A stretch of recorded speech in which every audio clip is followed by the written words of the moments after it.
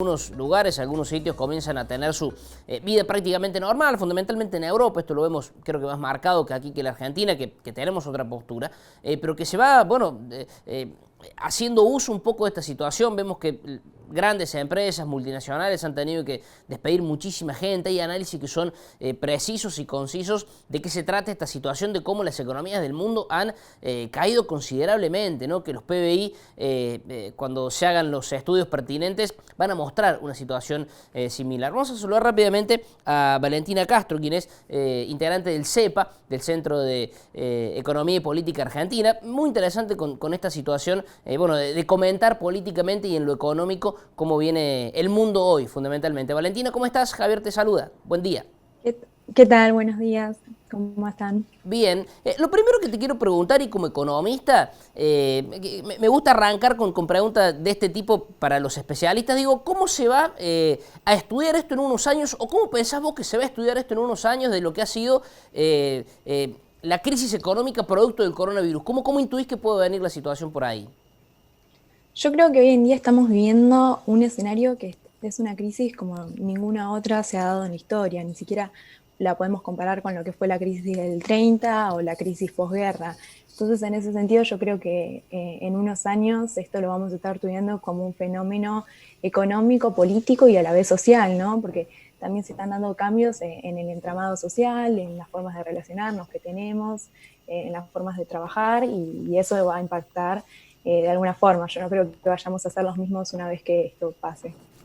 Veíamos en el sitio de Twitter del CEPA, que la verdad es súper recomendable y para ingresar, incluso para aquellos que poco conocemos en profundidad la cuestión económica, y veíamos algunos análisis en América toda, en Oceanía, en Europa, de, bueno, situaciones o circunstancias en las cuales empresas grandes han tenido que, bueno, pedir o ayuda del Estado, o han tenido que quebrar, o han tenido que concursarse, y fundamentalmente las aerolíneas, ¿no? Air France, Alitalia, KLM, Lufthansa. Bueno, de hecho, el gobierno alemán, el Estado tuvo que salir a rescatar su aerolínea de bandera de toda la vida, porque evidentemente está en una situación que era absolutamente imposible de manejarse. Ryanair, bueno, lo que pasará con las low cost, que tienen otro panorama también, porque ha sido, uno evidentemente dice, sí, no hay turismo, no se puede viajar, pero ¿por qué estas empresas caen en un abismo, pareciera, económico-financiero, ¿no? Exactamente. Bueno, y también esto que estuvo girando, esta pregunta que se hace, si la caída económica es producto de la pandemia o de la cuarentena. Yo creo que claramente es la pandemia lo que tiene una potencia fenomenal sobre la vida económica de los países.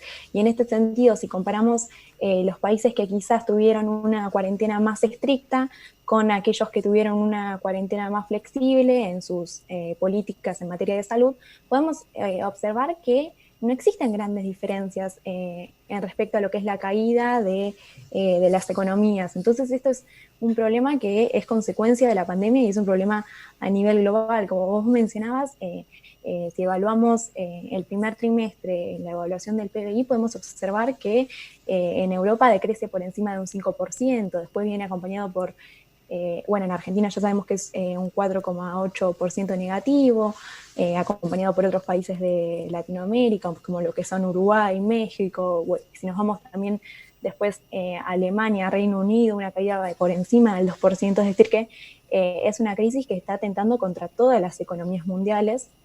Y estos datos nos sirven para observar que más allá de las distintas medidas que hayan propuesto los gobiernos en materia de salud, la pandemia genera una crisis económica y las medidas de aislamiento generan que se salven vidas. Entonces también está, no creo que sea una dicotomía que haya que plantear, es la pandemia y por un lado la cuarentena. Y en ese sentido yo creo que lo que pasa es que el capitalismo es movimiento y acá lo que entra en juego es la propia lógica del capital. No hay movimiento si quiebra la ley de oferta y demanda, y lo que sucede es que las economías caen en quiebra, como lo podemos observar en Europa con estas empresas grandes que están quebrando, que están hoy se está viviendo la tasa de subpasión más alta de la historia, y eso también es un dato que es importante cuando evaluamos las variables económicas. Y en ese sentido yo creo que es interesante lo que estás analizando vos de todas estas empresas que recibieron ayuda y un salvataje por parte del Estado. También en este momento entra en jaque el lugar, ¿no? Se reconfigura y se revaloriza la figura del Estado, es decir, que hoy en día el Estado está salvando las Ujú. economías y entonces se gira esta pregunta dicotómica de, bueno, ¿quién te salva? Si es el Estado o si es el mercado, y yo Claro. creo que es importante mencionar que, bueno, el Estado nos ha salvado en respecto a las crisis económicas. En la crisis del 30 nos salvó el Estado, en la crisis de posguerra nos salvó el Estado, y yo creo que también el Estado tiene herramientas que el sector privado, las empresas no tienen, y eso es clave para comprender. También es Ujú. importante, sí, No, no, continúa, continúa. que si también comparamos economías, podemos ver que economías que tienen mayor espalda fiscal que nuestra propia economía argentina, están también aplicando medidas donde el Estado está regulando, está interviniendo, y ahí también se pone en jaque, bueno, si el Estado va a regular la economía o si el Estado no va a regular la economía.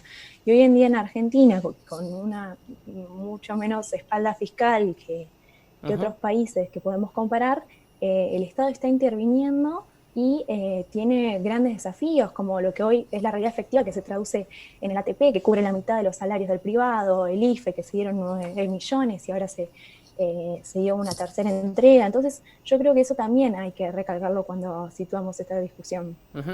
Y discusión Estado-mercado que pareciera no va a terminar nunca y que es de 100 años atrás y que va a ser de 100 años hacia adelante. Te quiero preguntar por, bueno, está el ministro Guzmán muy abocado al tema de la deuda y bueno, pareciera que hay acuerdo, que hay cercanía. Y te pregunto por el FMI y por el rol de la búlgara de Kristalina Georgieva. No quiero decir que es un FMI más conciliador, porque el FMI tiene su juego y lo sabe jugar mejor que nadie, pero digo, tiene como un criterio un poco más flexible que otros fondos monetarios internacionales, los cuales la Argentina ha tenido que recurrir y que después viene, bueno, cuando hay que devolver es todo mucho más difícil. Ahora la situación no es tal como era tiempo atrás. Yo creo que también se está dando un cambio en esa cuestión. Hace unas semanas atrás, el FMI salió a decir como, bueno, gasten todo lo que tengan, incrementen el gasto público, que es una situación donde se debe hacer eso. Algo que quizás años atrás no lo hubiésemos imaginado jamás, que el FMI como institución monetaria internacional salga a decir estas cuestiones.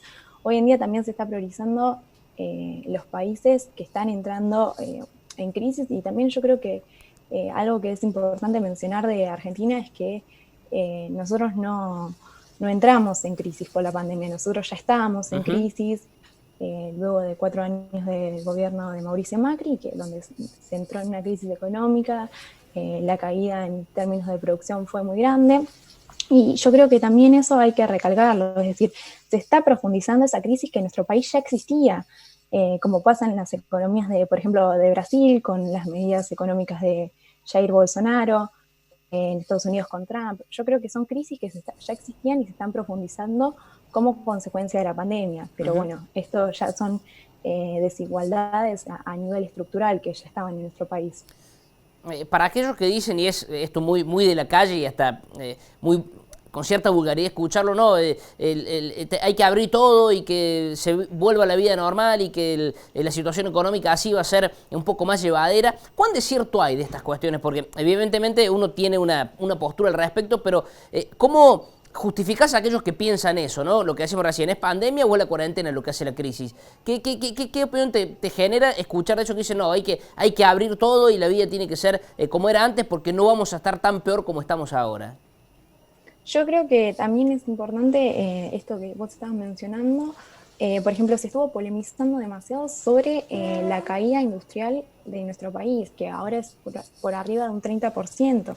Pero si la comparamos con la economía de Italia, donde el mes de abril tuvo una caída de un 42,5%, siendo Italia un país industrial inserto en Europa, y a su vez que tuvo una cuarentena mucho más flexible que la que nosotros estamos teniendo en nuestro país. Entonces, en ese sentido, yo creo que cuando se compara se tiene que tener las dos posiciones. No es que en los países donde hubo una cuarentena más flexible hubo menos caída económica. La caída económica es un denominador común de todas las economías que hoy se está sucediendo a nivel global. Entonces, en este sentido, el impacto de la pandemia trasciende toda posibilidad de debate respecto a las políticas ejecutadas en materia de salud. yo creo que no estamos en una situación donde, bueno, nos podemos plantear de que se deberían abrir y de esta forma se van a reactivar las economías, porque la realidad es que no lo es así. Las economías se van a reactivar una vez que pase en una instancia post-pandemia, con planes de reestructuración a largo plazo, donde se apoye a las políticas de desarrollo social, a las políticas de las pequeñas empresas, a las políticas en materia de desocupación. Entonces, yo creo que eso va a ser un plazo que se va a dar ni bien se empiecen a aplicar estos procesos de reestructuración post-pandemia. Y en un tiempo y en un mundo tan cambiante, con elecciones en los Estados Unidos, bueno, comenzamos el año prácticamente con el Brexit y con la salida de Gran Bretaña de la Comunidad Europea, y bueno, con todo lo que eso genera en términos económicos, sin saber que tenemos en nuestras narices prácticamente el coronavirus y con toda la situación de China. Es un gusto escucharte, Valentina, lo que hacen en CEPA y en la página y en Twitter. La verdad que es fantástico ver los mapitas y cómo se va explicando cada cual, y para los que no tenemos un conocimiento acabado en lo económico, no nos enteramos de muchas cosas así a simple vista, y la verdad que es un gusto escucharte y ver eso. Así que te mandamos un abrazo y gracias por tu tiempo. Muchas gracias a ustedes. Gracias.